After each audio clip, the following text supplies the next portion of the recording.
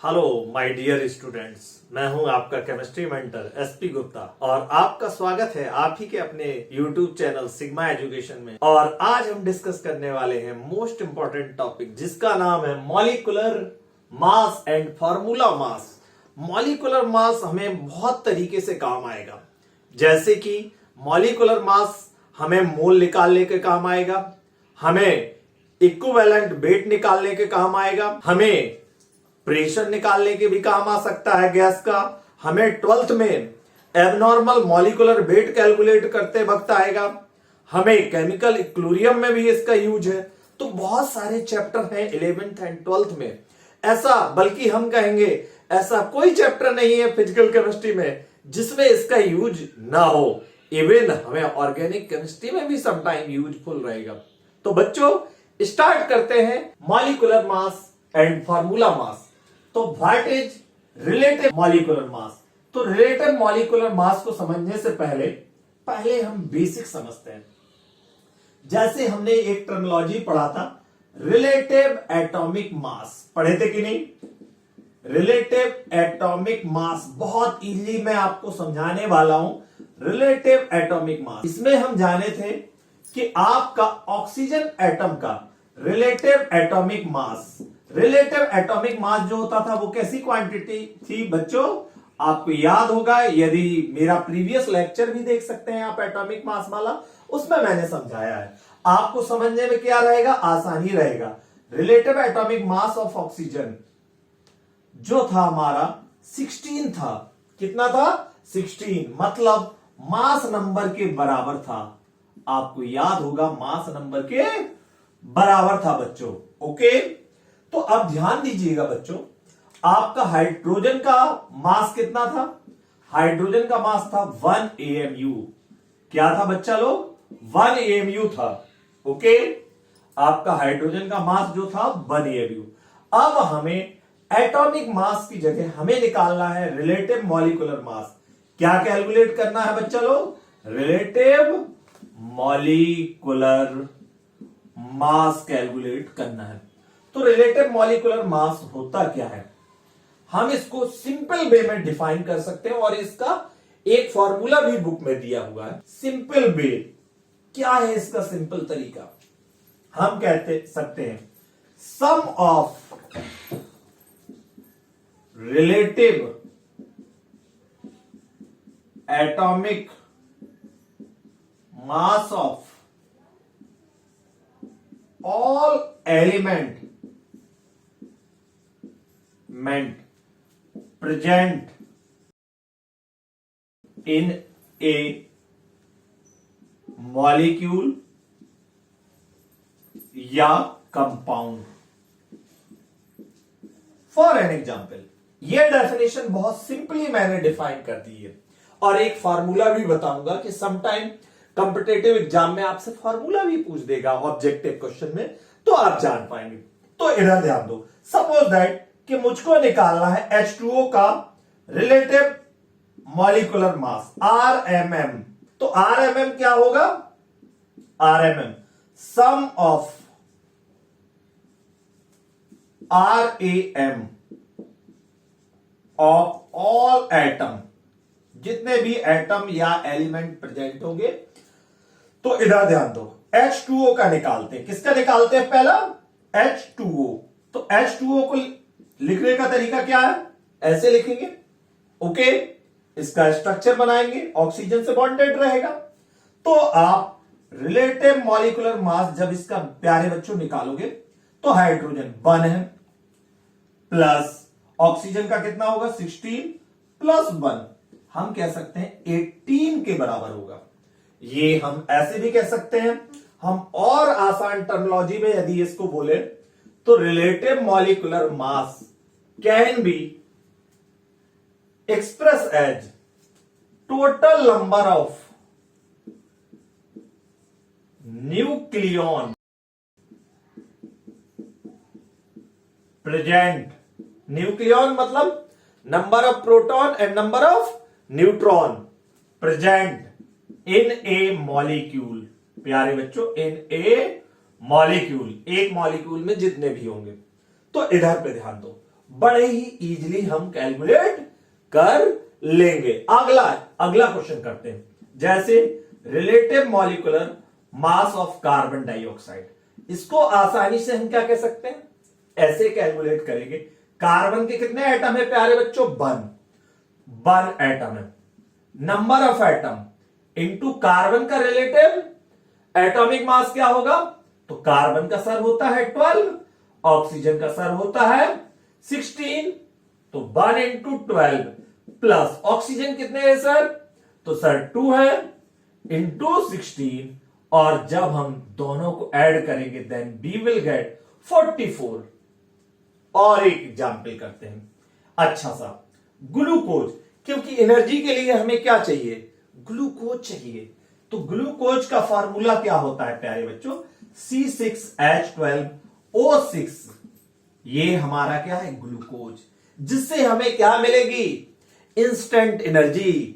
और instant energy मिलेगी हमारे लिए क्या रहेगा, पढ़ने में आसान रहेगा। ओके, RMM कितने कार्बन है सर, 6 कार्बन है, तो 6, एक कार्बन का एटॉमिक मास, रिलेटिव एटॉमिक मास कितना होता है सर, 12 होता है। हाइड्रोजन कितने हैं सर, 12 है। रिलेटिव एटॉमिक मास कितना होता है सर, 1 होता है। ऑक्सीजन कितने हैं सर, 6 है, और आपका 16 होता है। जब हम इसको सम करेंगे then we will get 180। Okay बच्चों, तो रिलेटिव मॉलिक्यूलर मास जो है हमारे लिए निकालना बच्चों का खेल है, बहुत ही आसान है।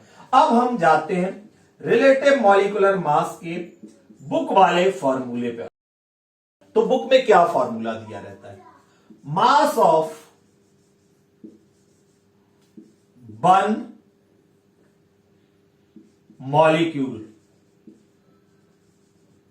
Divided by 1/12 mass of 1 C12 atom. क्या है फॉर्मूला, ये फॉर्मूला आपको याद रखना है।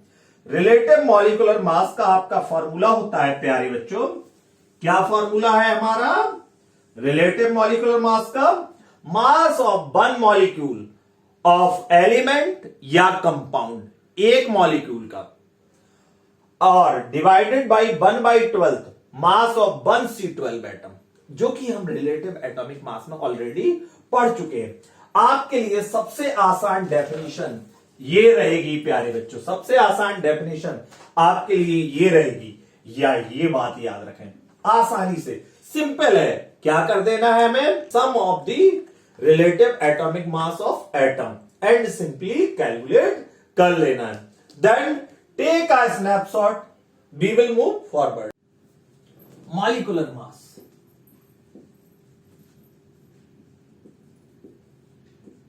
मॉलिक्यूलर मास क्या होता है, मॉलिक्यूलर मास, मॉलिक्यूलर मास का मतलब है मास ऑफ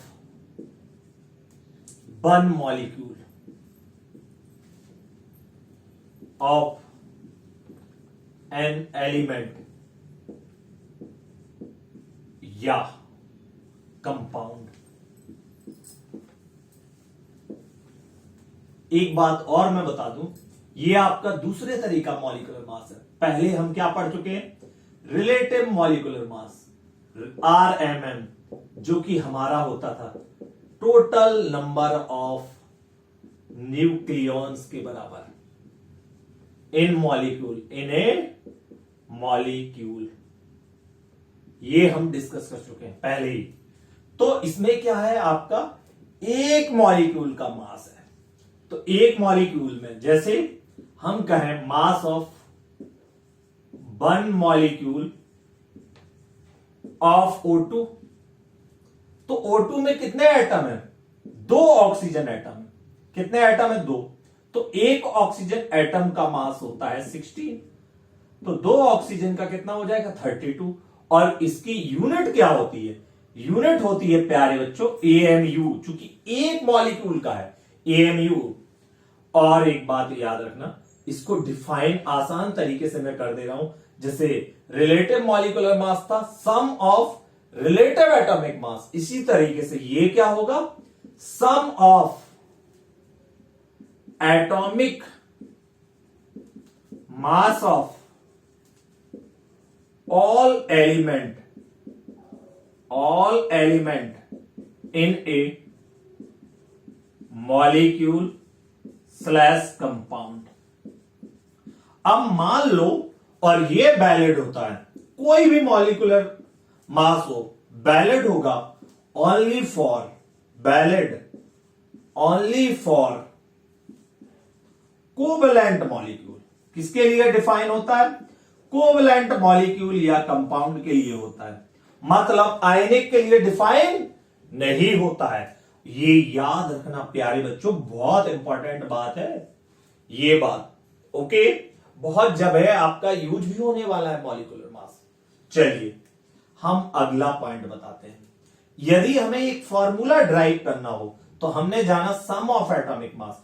मान लो हमें मॉलिक्यूलर मास निकालना है, AX B/CZ मान लेते हैं, तो आपका molecular mass of AX B/CZ, एक के कितने एटम है, X एटम है, तो हम पहले क्या करेंगे, X ये हो गए आपके number of atom into atomic mass of A।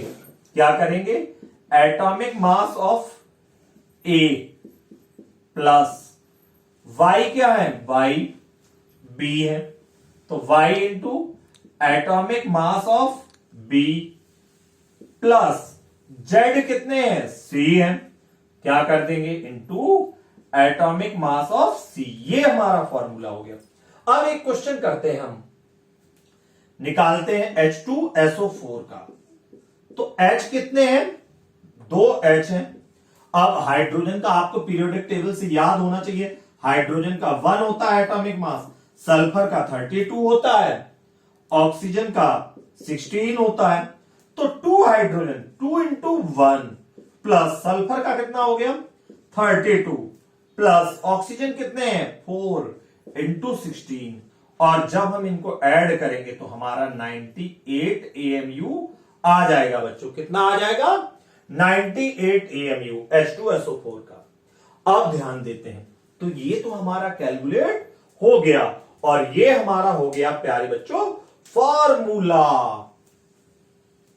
फॉर्मूले में क्या बात याद रखना है, नंबर ऑफ एटम को, AM का मतलब क्या है यहां पर, एटॉमिक मास। तो मॉलिक्यूलर मास हम डिफाइन कर चुके हैं। फिर लास्ट में हम एक फंडू ट्रिक जानेंगे जिससे और इजी हो जाएगा। अगला पढ़ने वाले हैं हम ग्राम मॉलिक्यूलर मास। तो ग्राम मॉलिक्यूलर मास क्या होगा, इसको देखते हैं। Gram molecular mass according to concept के अकॉर्डिंग इसको कहते हैं मास ऑफ 6.022 इंटू 10 की power 23 molecule in gram is known as GMM। और इसका वैल्यू जो होगा आप, या हम ये भी कह सकते हैं mass of 1 mole of molecule, mass of 1 mole of molecule. तो 2 डेफिनेशन हमने जान ली। अब कैलकुलेट करके देखते हैं।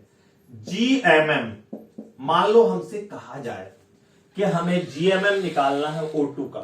किसका, O2 का। तो GMM ऑफ O2 मतलब 1 मोल मतलब कितने पार्टिकल हैं, 6.022 इंटू 10 की पावर 23 है। तो 1 AMU आपका एक मॉलिक्यूल का इतना है, एक मॉलिक्यूल का, तो इतने मॉलिक्यूल का निकालना है तो इससे मल्टीप्लाई करना पड़ेगा। तो 1 मॉलिक्यूल हम क्या कहेंगे, mass of 1 molecule into 6.022 into 10 की पावर 23। अब ध्यान दो, 32 इंटू 1 AMU कर देंगे 1.66 इंटू 10 की पावर -24 इंटू 6.022 इंटू 10 की पावर 23। जब इसको हम मल्टीप्लाई करेंगे, आप करके देखिए 1 आ जाएगा और ये आएगा किसमें, ग्राम में। तो हम ये भी कह सकते हैं प्यारे बच्चों कि जीएमएम जो होता है वो क्या होता है, relative molecular mass in unit of gram. Gram unit में रिलेटिव मॉलिक्यूलर मास को रख दो, आपका जीएमएम आ जाएगा। तो जीएमएम जान गए, अब मॉलिक्यूलर मास भी जानते हैं। ये ट्रिक है आपकी, ये 3 बातें यदि आपने ध्यान में रख ली तो आपको कोई दिक्कत नहीं होगा। मॉलिक्यूलर मास यदि बोला जाए तो आप कहेंगे relative molecular mass in gram, RMM in AMU. Relative molecular mass, molecular mass को कहेंगे relative molecular mass in AMU. और तीसरा होता है आपका रिलेटिव मॉलिक्यूलर मास,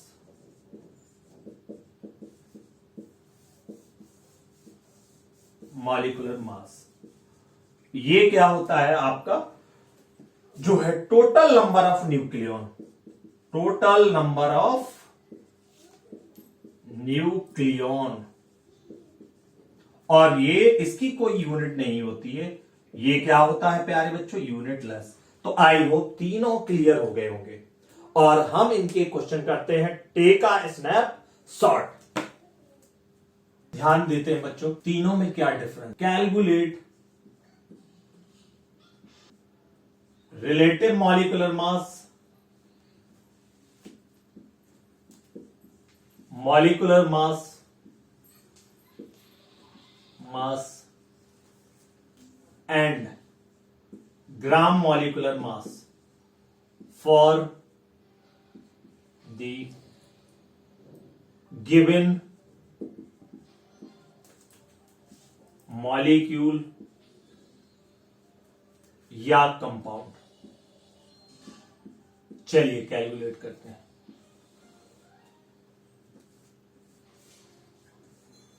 पहले हम लेते हैं H2SO4 को। तो H2SO4 में क्या है आपका, तो रिलेटिव मॉलिक्यूलर मास क्या होता है, हाइड्रोजन का रिलेटिव मास कितना होता है, रिलेटिव मास 1। सल्फर का कितना होता है प्यारे बच्चों, 32। और ऑक्सीजन का कितना होता है, 16।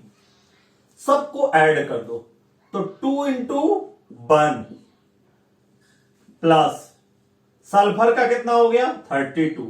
कितने एटम है, 1 एटम है, प्लस ऑक्सीजन कितना है 4 इंटू 16।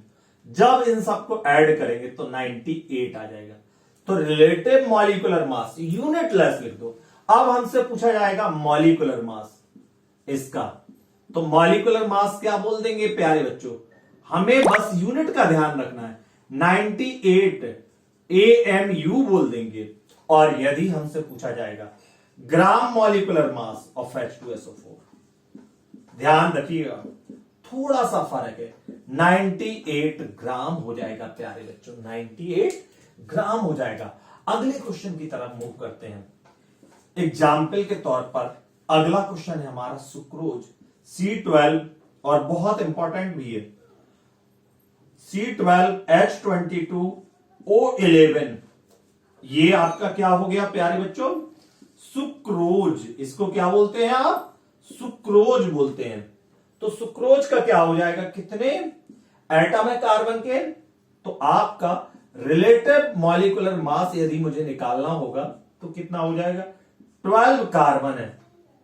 और एक कार्बन का मास कितना होता है प्यारे बच्चों, 12, प्लस हाइड्रोजन कितने हैं, 22 है ये हाइड्रोजन के लिए, इंटू 1, प्लस ऑक्सीजन कितने हैं 11 इंटू 16। और जब हम सबको ऐड करेंगे प्यारे बच्चों, then we will get sucrose के लिए 342। तो ये तो हो गया इसका रिलेटिव मॉलिक्यूलर मास। यदि मेरे से पूछा जाए एक मॉलिक्यूल सुक्रोज का मास कितना होगा, तो मैं बोल दूंगा इसका मॉलिक्यूलर मास जो होगा, मास ऑफ सुक्रोज क्या हो जाएगा प्यारे बच्चों, 342 AMU। ओके, अगला क्वेश्चन की तरफ बढ़ते हैं। GMM ग्राम मॉलिक्यूलर मास कितना हो जाएगा प्यारे बच्चों? 342 ग्राम। ओके, आई होप आपको बहुत अच्छे तरीके से क्लियर हुआ होगा। अगले क्वेश्चन की तरफ मैं बढ़ने जा रहा हूं। हम इसमें जानेंगे फॉर्मूला मास को। किसको जानेंगे अब अगला? फॉर्मूला मास को। फॉर्मूला मास किसके लिए पहली बार डिफाइन होता है? Formula mass is defined for ionic compound. किसके लिए डिफाइन होता है? आयनिक कंपाउंड के लिए। मतलब जो डिसोसिएट होते हैं, मतलब ये क्या होते हैं? Dissociated into cation. कैटायन मतलब जिसमें पॉजिटिव चार्ज है, एंड एनायन मतलब नेगेटिव चार्ज स्पीसीज। उनके लिए हम फॉर्मूला मास, जैसे आयनिक कंपाउंड हमारा NaCl, आपका K2SO4, ओके, इनके लिए यदि हम निकालेंगे तो हमें फॉर्मूला मास, चूंकि इनके फॉर्मूले होते हैं।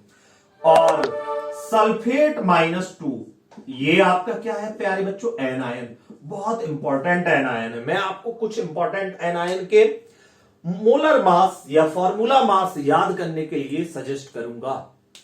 जैसे NaCl का निकालना है मुझे, तो Na कितना है? इसका तरीका क्या होगा? यदि आपसे पूछो फॉर्मूला मास क्या होता है, सेम डेफिनेशन होती है फॉर्मूला मास की।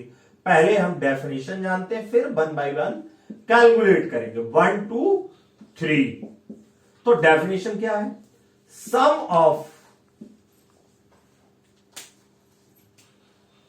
All atomic mass present in the formula of ionic compound. बस हमें यही जानना है।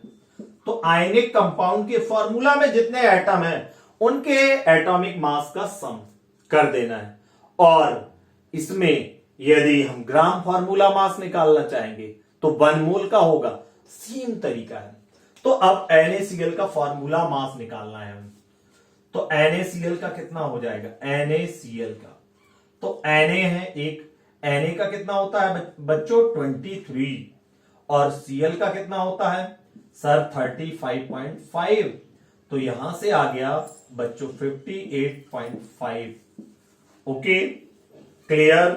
तो ये हमारा आ गया 58.5 आ गया फॉर्मूला मास। यदि मैं आपसे कहूं सल्फेट -2 का कितना होगा, तो आपको कैटायन हो या एनायन, नेगेटिव चार्ज है, इसका मतलब 2 इलेक्ट्रॉन इसके पास क्या है? एक्स्ट्रा है। तो सल्फेट -2 का जानने से बहुत फायदा है। कैसे? मैं आपको तुरंत बताता हूं। एक सल्फर है, इसको आपको रट जाना है।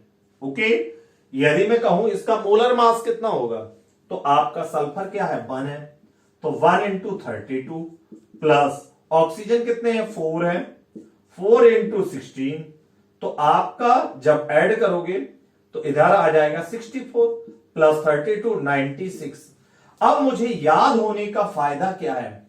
यदि इसका मास मुझे याद हो जाता है 96, तो मेरे से कितने फायदे मैं आपको बताता हूं। और इधर ध्यान दो बच्चों, जैसे H2SO4, अब सल्फेट का मुझे याद है 96, और मेरे से पूछ दिया गया कि बताइए इसका मॉलिक्यूलर वेट क्या होगा H2SO4 का, तो मेरे लिए बताना बड़ा ही आसान है। 96 हुआ सल्फेट का, 2 हाइड्रोजन है, ऐड कर दूंगा, 2 हाइड्रोजन है, तो 2 × 1 प्लस सल्फेट का कितना ऐड कर देंगे? याद रख देंगे 96, टोटल आ जाएगा हमारा 98। इधर ध्यान दो बच्चों, पोटेशियम का कितना होता है? आपका पोटेशियम का होता है 39, और 39 × 2 78। तो यदि हमसे पूछा जाए फॉर्मूला मास ऑफ K2SO4, हमसे क्या पूछा जाए? फॉर्मूला मास ऑफ K2SO4, तो क्या हो जाएगा? बड़ा ही इजी। हमें सल्फेट का याद करने से क्या फायदा हुआ? 2 इंटू 39 प्लस 96। यदि हम ऐड कर देंगे तो हमारा आ जाएगा यहां से 174 आ जाएगा। कितना आ जाएगा? 174 प्यारे बच्चों। तो देखो सल्फेट का याद रखने से कितने कंपाउंड में फायदा होगा वो मैं आपको बता दे रहा हूं। बहुत कंपाउंड में फायदा होगा। एग्जाम्पल ये आपको होमवर्क भी दे रहा हूं।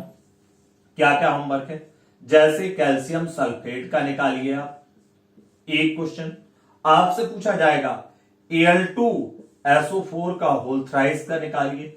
यदि आपको सल्फेट याद है तो आपसे बहुत सारे क्वेश्चन बहुत इजी हो जाएंगे। फॉर एन एग्जाम्पल तीसरा Na2SO4 का निकालिए। बहुत सारे कंपाउंड हैं जिनको आप बड़े ही इजी कैलकुलेट कर पाएंगे। चलिए आगे बढ़ते हैं। आपको molar mass of some important ions, okay, कुछ इंपॉर्टेंट आयन के हमें याद करना है।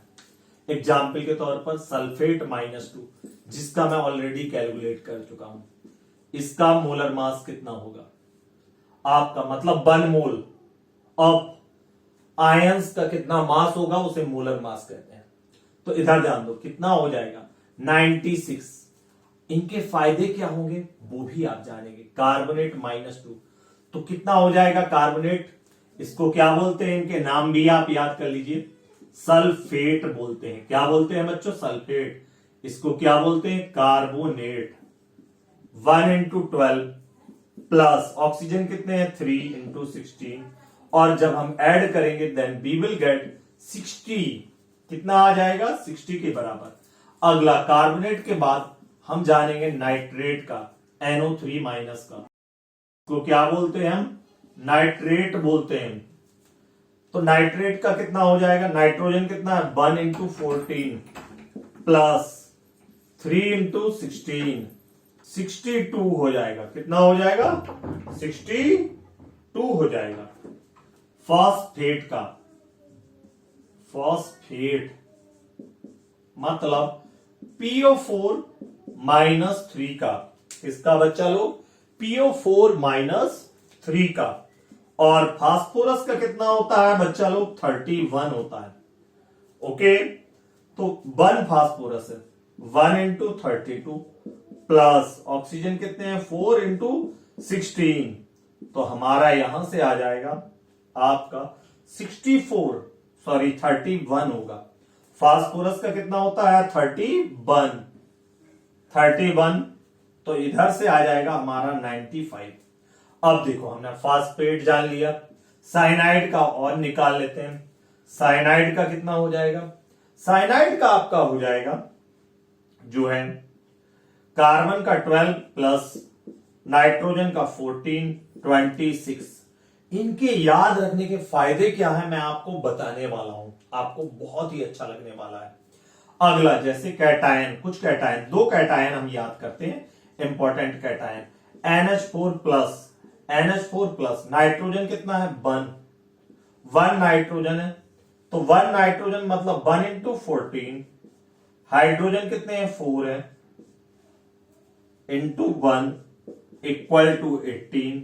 ओके, अगला एक और कैटायन हम याद कर लेते हैं, NO प्लस। तो ये हो जाएगा NO प्लस का क्या होता है आपका नाइट्रोजन का 14 प्लस ऑक्सीजन का 16, 30 होगा। अब इसके एप्लीकेशन, यदि हमें इनके याद रहते हैं जितने भी कैटायन और एनायन मैंने बताए, 2 कैटायन बताए और आपको मैंने एनायन कितना बताया 1, साइनाइड कहते हैं, इसको क्या कहते हैं हम? साइनाइड कहते हैं। 1 2 3 4 और 5, यदि आप इनको रिमेंबर रखते हैं, और 2 कैटायन, 2 कैटायन एंड 5 एनायन, यदि आप इनको रिमेंबर रखते हैं तो कितना फायदा है मैं आपको बता ही देता हूं। सल्फेट का आपका 96 से आप देख ही चुके हैं। अब कार्बोनेट के एग्जाम्पल देखते हैं। कार्बोनेट का देखते हैं तो जैसे आपका CaCO3, देखते ही सॉल्व हो जाएगा। कैल्शियम का एटॉमिक मास जो होता है प्यारे बच्चों 40 होता है, और कार्बोनेट तो ये क्या है, किस किस का सम है, कैल्शियम प्लस कार्बोनेट, दो ही चीजों से तो मिलकर बना है। तो कैल्शियम प्लस कार्बोनेट का करेंगे तो कैल्शियम का 40, कार्बोनेट का हमें दिमाग में 60, हमने तुरंत कर दिया 100। और कैल्शियम कार्बोनेट बहुत सारे कंपाउंड में यूज होता है, बहुत सारे क्वेश्चन में यूज होगा। आपसे पूछ देगा H2CO3 क्या होगा, मुझे याद है, मैं देखते ही बता दूंगा। H2 का कितना हो गया 2, ओके, 2 हाइड्रोजन है। कार्बोनेट का कितना हो गया 60, हम तुरंत बोल देंगे सर 62। अगला पूछ देगा Na2CO3 कितना हो जाएगा, तुरंत बता दोगे सर सोडियम का कितना होता है 23 इंटू 2 46। टाइम का सेविंग होगा, कंपटीशन में यदि टाइम का सेविंग होता है ये बहुत अच्छी बात होती है। तो यहां से आ जाएगा मेरा 106 आ जाएगा। समझ रहे हैं बच्चों, कुछ आपको और नाइट्रेट के बता दे रहे कैसे जरूरत पड़ेगा, बहुत सारे एग्जाम्पल है, कुछ होमवर्क भी दे रहा हूं, इनके खुद से करके कमेंट बॉक्स में मुझे बताएं। K2CO3, BaCO3 ये कार्बोनेट पे बेस्ड हो गए। दूसरे नाइट्रेट पे बेस्ड बताते हैं NaNO3, आपका KNO3, ये दोनों का बताना है। तीसरा फॉस्फेट पे बताते हैं जैसे H3PO4, ये एक बहुत इंपॉर्टेंट एसिड है H3PO4। PO4 का कितना है 95, PO4 का कितना है 95, और हाइड्रोजन कितने हैं 3 प्लस 95। देखते ही देखते सॉल्व हो गया बच्चों, कितना इजी है। आपसे HCl का पूछ सकता है, अमोनियम सल्फेट का पूछ सकता है, यदि मुझे याद है तो कितना इजी हो जाएगा। मान लो आपको ये कमेंट बॉक्स में बताना है NH4 का whole twice CO3 ammonium carbonate, तो कितना हो जाएगा अमोनियम कार्बोनेट। ये सब आप कमेंट बॉक्स में बताइए, और डाउट हो तो पूछिए। मिलते हैं नेक्स्ट लेक्चर में, तब तक के लिए बाय बाय बच्चों। Like share and subscribe. Okay बच्चा लोग, नेक्स्ट लेक्चर में हम जानेंगे मोल के बारे में, व्हाट इज मोल। तो टेक केयर, बाय बाय।